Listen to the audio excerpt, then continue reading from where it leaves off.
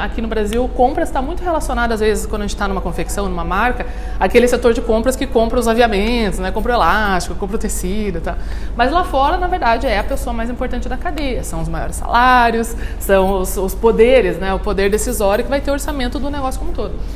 Quando a gente faz o desenvolvimento do produto atrelado à compra e à venda que a gente vai fazer, a gente está totalmente direcionado ao custo do que aquilo tem que custar, por quanto que ele tem que vender e a meta que aquilo tem que vender por aquele preço, né? Que talvez muitas vezes isso acontece com vocês, que o preço de venda que está sendo praticado aqui no atacado, ele pode até acontecer, ou às vezes você vê a venda acontecendo, mas quem é o dono da confecção mesmo, não sei quantos de vocês estão próximos ou são donos das próprias confecções, muitos falam assim, eu vejo tanto dinheiro entrando, mas não vejo tanto dinheiro sobrando, né? Então, porque tem várias coisas aí no meio desse caminho que a gente precisa ter esse controle como um todo.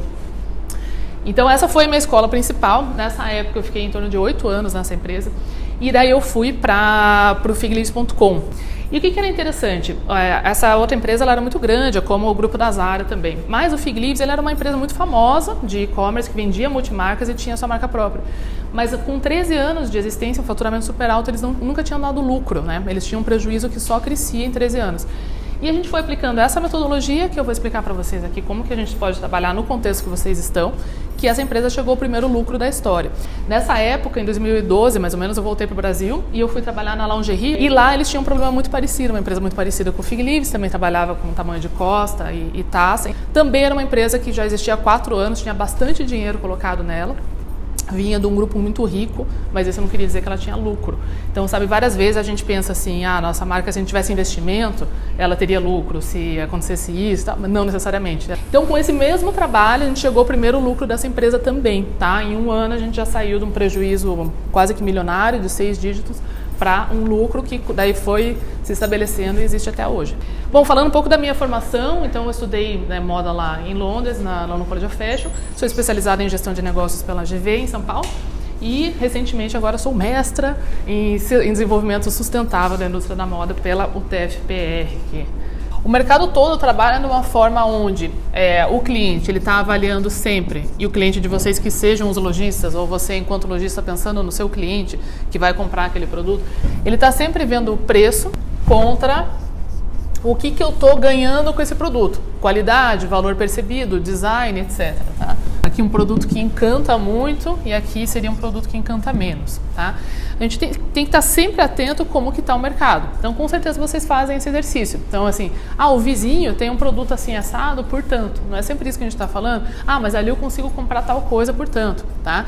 Então, se a gente fosse pensar uma questão de uma camiseta ou de uma blusa, tá? Que é um item que todos vocês aqui têm, a gente pode sempre centralizar aonde que a gente está para comparar como é que está o mercado como um todo. Vou dar alguns exemplos aqui que vocês vão se identificar quando a gente vai no supermercado. Quando a gente pensa nas estruturas de preço, a gente tem que pensar que a gente tem que ter sempre um produto que tem um preço mais baixo, tá? Não necessariamente ele vai ter que ter uma margem mais baixa, porque aí que entra um erro que acaba comendo muito lucro das marcas também. Então eu não vou cortar margem, mas sim um produto mais barato, ele tem um preço de custo mais baixo, certo? Uma camiseta que tem menos estampa, ela não custa o que custa essa que você está falando.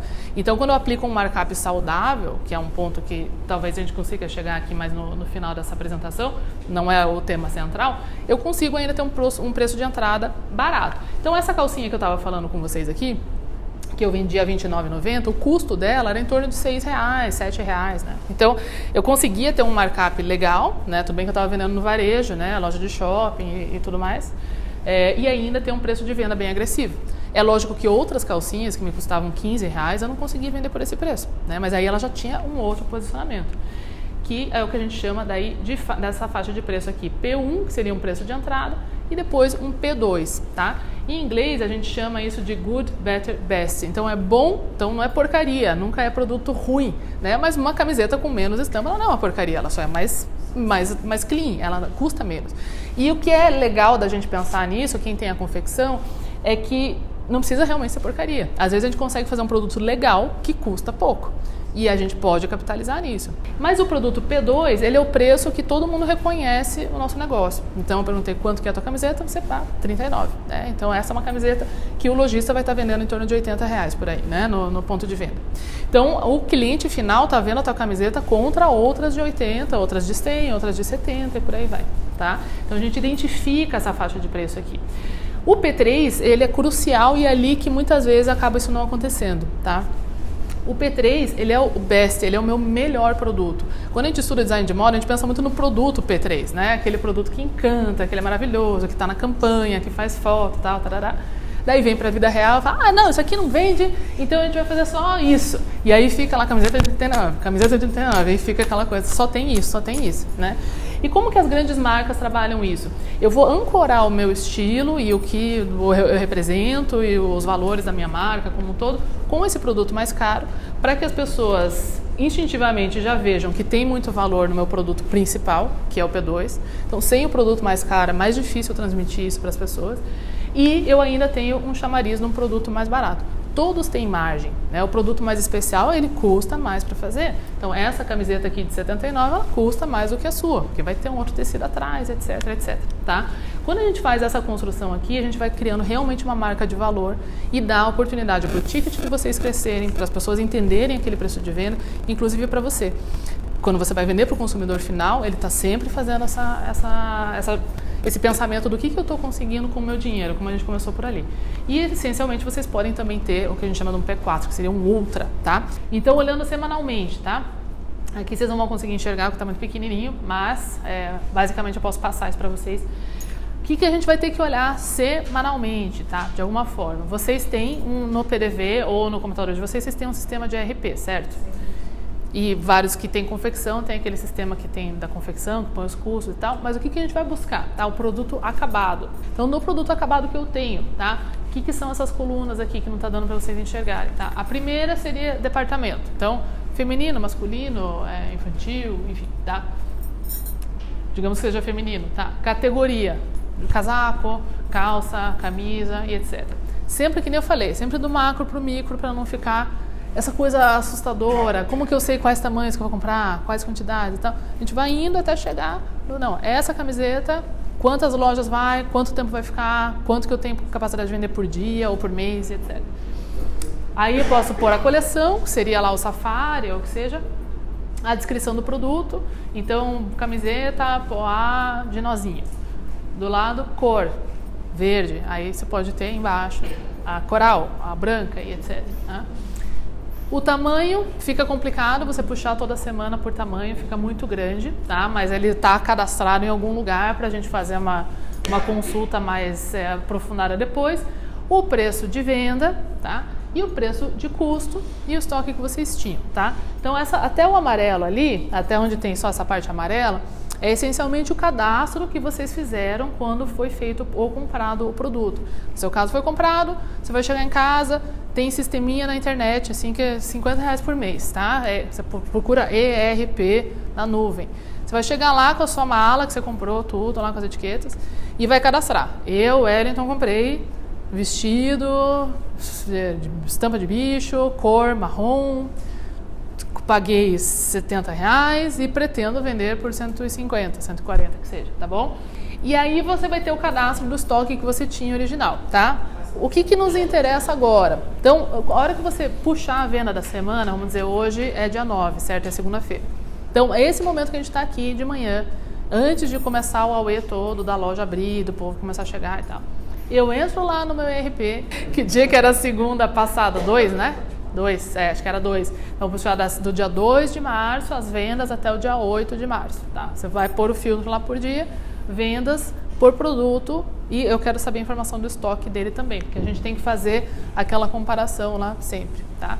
Aí vai vir uma lista. Então, diferente de quando a gente só olha as vendas que aconteceram. Então, vendi 50 mil, vendi 100 mil, fulana vendeu 20, ciclana vendeu 15 e tal, que é o que geralmente acontece.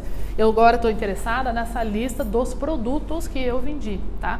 E cada ERP joga isso de um jeito. Então, o que vocês vão ter? Vai ter a lista dos produtos que foram de fato vendidos, tá? E depois vocês podem puxar outra, que é a do estoque que está lá e que não foi vendido, tá? Isso daí começa a nossa primeira análise aqui. No verdinho, a gente vai ter as vendas que aconteceram nessa semana. Só eu faço do verdinho, vocês podem fazer da cor que vocês querem, mas ali vai ter o primeiro, vendas em unidades, quantas peças eu vendi daquela. Cada linha é uma referência, daquela referência.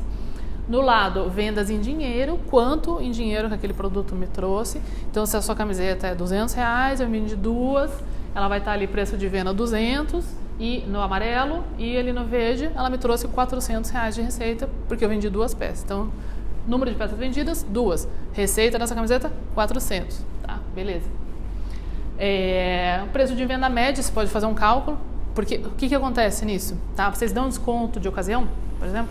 Mas eu gosto de pôr assim, o preço de venda médio, isso é opcional, tá? Mas por que eu gosto de fazer isso? Porque se a camiseta é R$200 e eu vendi duas peças, eu deveria ter tido uma receita de 400, certo? Agora, isso quando eu estou falando de duas, que daí dá 400, fica mais fácil de eu visualizar. Agora, se eu vendi 250 peças, né, é difícil de eu calcular na cabeça quanto que era para dar aquilo. Né? E aí, aquele preço de venda média, eu faço o quê? A receita total desse produto dividido pelo número de peças que eu vendi. E às vezes ele vai dar assim 180. Eu falo, mas ué, o preço de venda era 200. O que está acontecendo? Várias vezes a gente descobre um monte de dinheiro indo pro rato. Daí assim, o markup já está ruim, já está baixo. E fica o AUE do desconto, melhor você nem vender. E várias vezes acontece que tem alguns produtos... Não, porque acontece muito desconto de ocasião que o dono ou o gerente não percebe. E aí você vê aquele numerão, você vê 50 mil, você vê não sei o que, você fala, beleza, vendi 50 mil. Só que o que você não sabe é que grande parte está vendendo muito abaixo do que o preço de venda que tinha que ser. Então o dono da marca, da confecção, está falando, essa camiseta custa R$200. Só que faz assim, um mês que ninguém está pagando R$200. Então não, ela é 180, o povo está pagando 180 nela. Mas enfim, se você colocar ali o preço de custo do produto e o preço de venda que você realizou, você já vai ter ali mesmo que um percentual X, que a gente sabe que tem que deduzir uma série de coisas, eu consigo comparar um produto com o outro, que é o propósito disso daqui. E você pode fazer isso muito bem para a distribuição de estoque entre as lojas. Porque muitas vezes você vai ter uma loja que vende, algumas regiões que vendem alguns produtos mais que outras, e você vai conseguir fazer essa distribuição aqui, ó. O cara que está vendendo um percentual baixo de um determinado tamanho, você já realoca para outro.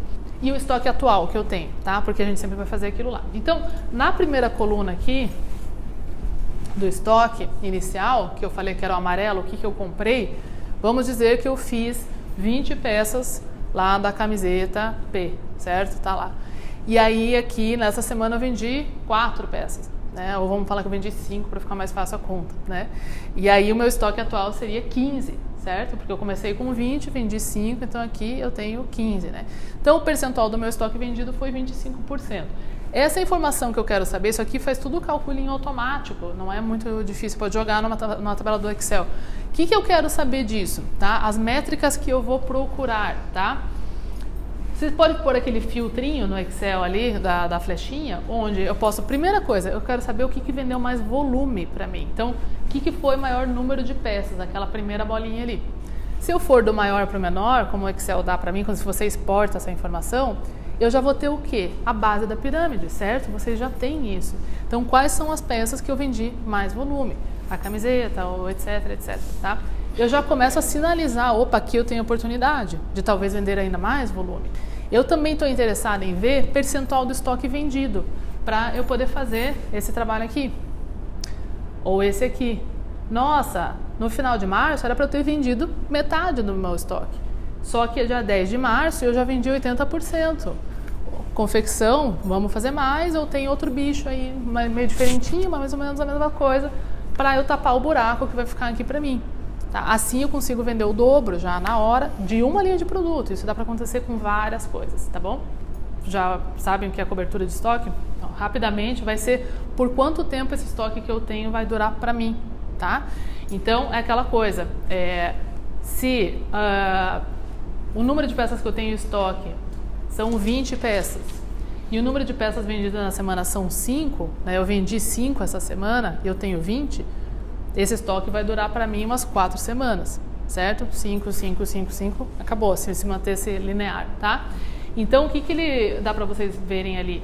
Se eu comprei isso aqui para me durar 8 a 10 semanas e a minha cobertura tá 3 semanas, eu estou descoberta por umas 7 semanas. E aí é a mesma questão aqui do percentual vendido. É uma outra forma de eu ver percentual vendido de acordo com quanto que eu queria que vendesse naquele período. Então, formas de a gente ver um produto que está indo mal mesmo. percentual de estoque vendido está lá embaixo, 0, 5%, quando eu já tinha que ter vendido 50%, tá? E aí já começa a ver, perguntar o que é que o povo não está gostando e tal. Tem vezes que não está no ponto de venda, apenas.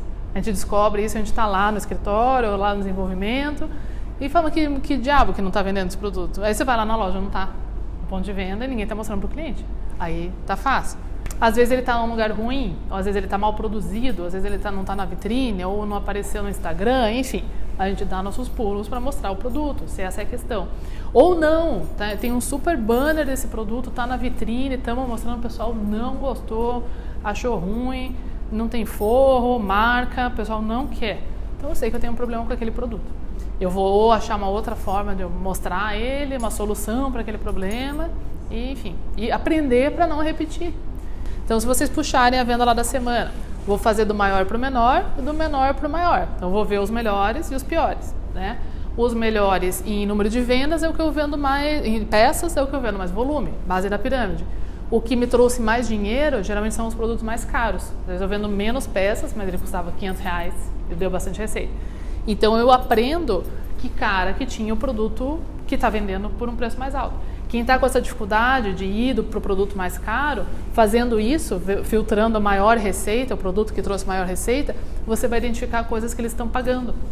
E às vezes pode ser uma estampa bem legal, pode ser uma alfaiataria, pode ser um jeans diferenciado, sei lá. Então, o que eles não estão pagando mais no produto? Ah, a camisetinha um pouco mais elaborada, mas estão pagando em alfaiataria. Então, vou trabalhar a categoria de alfaiataria para posicionar minha marca num negócio mais caro.